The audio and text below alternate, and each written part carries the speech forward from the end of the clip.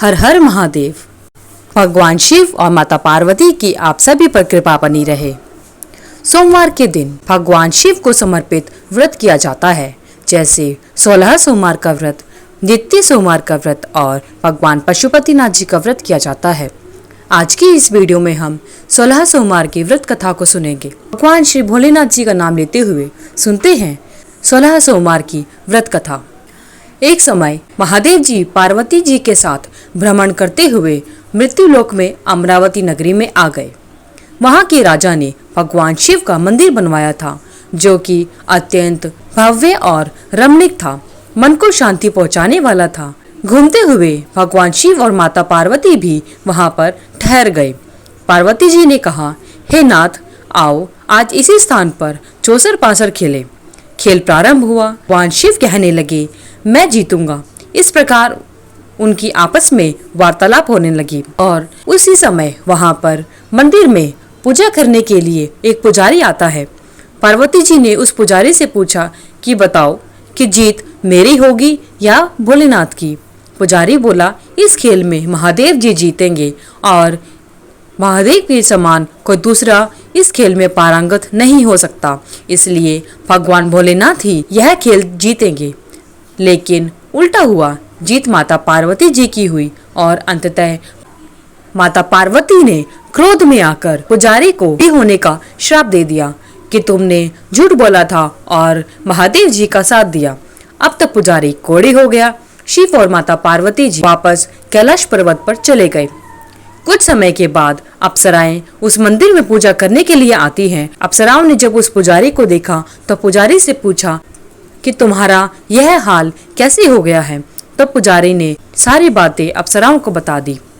फिर उन अप्सराओं ने पुजारी जी से कहा कि आप 16 सोमवार का व्रत करो तो भगवान शिव प्रसन्न होकर आपका कष्ट दूर कर देंगे और आपके संकट नष्ट हो जाएंगे। पुजारी जी ने अप्सराओं से 16 सोमवार के व्रत की विधि पूछी और व्रत करने के साथ साथ उद्यापन करने की भी संपूर्ण विधि पूछ ली। पुजारी ने विधि पूर्वक श्रद्धा भाव से व्रत शुरू किया और अंत में व्रत का उद्यापन भी किया। व्रत के प्रभाव से पुजारी जी रोगमुक्त हो गए और उनका श्राप समाप्त हो गया।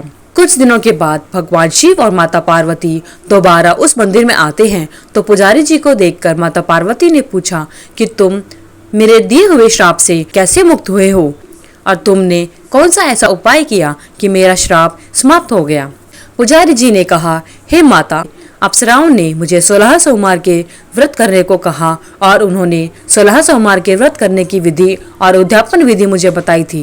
16 सोमवार के व्रत करने से ही मेरे सारे कष्ट दूर हुए हैं। पार्वती जी ने सोचा, क्यों ना मैं भी पुजारी की तरह 16 सोमवार का व्रत करूं, मेरा पुत्र कार्तिकेय भी मुझसे प्रसन्न हो, आज्ञाकारी बन जाए। पार्वती जी ने भी 16 सोमवार का व्रत किया, जिससे उनसे रूठे हुए कार्तिकेय जी भी अपनी माता से प्रसन्न होकर आज्ञाकारी बन गए। कार्तिकेय जी ने अपनी माता से पूछा, हे माता, क्या कारण है कि मेरा मन सदा आपके चरणों में लगा रहता है। माता पार्वती ने कहा कि पुत्र, मैंने 16 सोमवार के व्रत किए थे और इसी वजह से तुम मेरे अति प्रिय हो गए हो। उसके बाद माता पार्वती जी ने कार्तिकेय को 16 सोमवार के व्रत का महत्व और विधि बताई। तब कार्तिकेय जी ने भी इस व्रत को किया तो उनका बिछड़ा हुआ मित्र मिल गया। अब मित्र ने भी कार्तिकेय जी से पूछकर 16 सोमवार का व्रत किया और अपने विवाह होने की इच्छा से किया। उसके बाद वह विदेश गया। वहां के राजा की कन्या का स्वयंवर था। राजा ने प्रण किया था कि हथनी जिस भी व्यक्ति के गले में वरमाला डालेगी, उसी के साथ उस राजकुमारी का विवाह होगा। यह ब्राह्मण मित्र भी स्वयंवर देखने की इच्छा से एक तरफ जाकर बैठ गया। हथनी ने इसी ब्राह्मण मित्र को माला पहनाई तो राजा ने बड़ी धूमधाम से राजकुमारी और उस ब्राह्मण मित्र का विवाह कर दिया। उसके बाद दोनों सुखपूर्वक रहने लगे। एक दिन राजकन्या ने पूछा, हे नाथ, आपने कौन सा पुण्य किया जिससे हथनी ने आपके गले में वरमाला डाली। ब्राह्मण पति ने कहा, मैंने कार्तिकेय जी द्वारा बताए 16 सोमवार का व्रत पूरे विधि विधान से किया था, जिसके फल के कारण मुझे तुम्हारे जैसी सौभाग्यशाली पत्नी मिली। अब तो राजकन्या ने भी सत्य पुत्र प्राप्ति के लिए व्रत किया और सर्वगुण संपन्न पुत्र प्राप्त किया। बड़े होकर उस राजकन्या के पुत्र ने भी राज्य प्राप्ति की कामना से 16 सोमवार का व्रत किया। राजा के देवलोक होने पर इसी ब्राह्मण कुमार को राजगद्दी मिली, फिर भी वह इस व्रत को करता रहा। एक दिन उसने अपनी पत्नी से पूजा सामग्री को शिवालय में ले चलने को कहा, परंतु उसने पूजा सामग्री अपनी दासियों द्वारा भिजवा दी। जब राजा ने पूजन समाप्त किया, उसके बाद एक आकाशवाणी होती है कि हे राजा, तुम इस पत्नी को त्याग दो, नहीं तो अपने राजपाट से तुम्हें हाथ धोना पड़ेगा। प्रभु की आज्ञा मानकर उसने अपनी पत्नी को महल से निकाल दिया। तब वह अपने भाग्य को कोसती हुई एक बुढ़िया के पास गई और अपने सारे दुख उस बुढ़िया को सुना दिए। उसके बाद उस बुढ़िया ने पूछा कि ऐसा क्यों हुआ। तब वह राजा की पत्नी कहती है कि मैं पूजन सामग्री राजा के कहे अनुसार शिवालय में नहीं लेकर गई और राजा ने मुझे महल से निकाल दिया। तब वह बुढ़िया कहती है, तुझे मेरा काम करना पड़ेगा। उसने स्वीकार कर लिया। तब बुढ़िया ने सूत की गठरी उसके सिर पर रखी और बाजार भेज दिया। रास्ते में आंधी आई तो सिर पर रखी गठरी उड़ गई। बुढ़िया ने डांटकर उसे भगा दिया। रानी बुढ़िया के यहाँ से चलते चलते एक आश्रम में पहुंची। गोसाई जी उसे देखते ही समझ गए कि यह उच्च घराने की अबला विपत्ति की मारी है। वे उसे धैर्य बांधते हुए बोले, बेटी तू मेरे आश्रम में रह, किसी प्रकार की चिंता मत कर। रानी आश्रम में रहने लगी, परंतु जिस भी चीज को वह हाथ लगाती वह वस्तु खराब हो जाती। यह देखकर गोसाई जी ने पूछा, बेटी ऐसा किस देह के अपराध से होता है। तब रानी ने बताया कि मैंने अपने पति की आज्ञा का उल्लंघन किया और उनके कहे अनुसार शिवालय में पूजन की सामग्री नहीं लेकर गई और न ही मैं पूजन के लिए गई।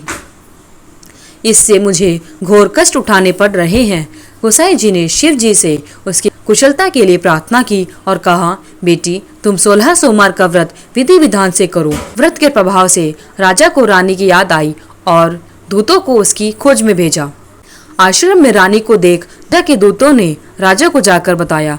तब राजा ने वहां जाकर गोसाई जी से कहा कि हे महाराज, यह मेरी पत्नी है, मैंने इसका परित्याग कर दिया था, कृपया इसे मेरे साथ जाने की आज्ञा दे। शिव जी की कृपा से प्रतिवर्ष 16 सोमवार का व्रत करते हुए वे आनंद से रहने लगे और अंत में शिवलोक को गए। माता पार्वती की जय। कथा सुनने के पश्चात भगवान शिव की आरती अवश्य करनी चाहिए और प्रसाद का वितरण भी अपने सगे संबंधियों को अवश्य करना चाहिए। भगवान शिव और माता पार्वती की आप सभी पर कृपा बने रहे। हे भगवान शिव, जिस प्रकार आपने अपने भक्तों पर कृपा बनाई, उसी प्रकार 16 सोमवार के व्रत को करने वाले और 16 सोमवार की व्रत कथा को सुनने वाले सभी पर अपनी कृपा बनाए रखना। धन्यवाद। अगर आपको वीडियो अच्छी लगी तो वीडियो को लाइक करें, शेयर करें, चैनल को सब्सक्राइब करके बेल आइकन को जरूर प्रेस करें ताकि आगे आने वाली सभी वीडियोस की नोटिफिकेशन आप तक समय से पहुंचते रहे। साथ ही कमेंट बॉक्स में हर हर महादेव लिखना ना भूलें।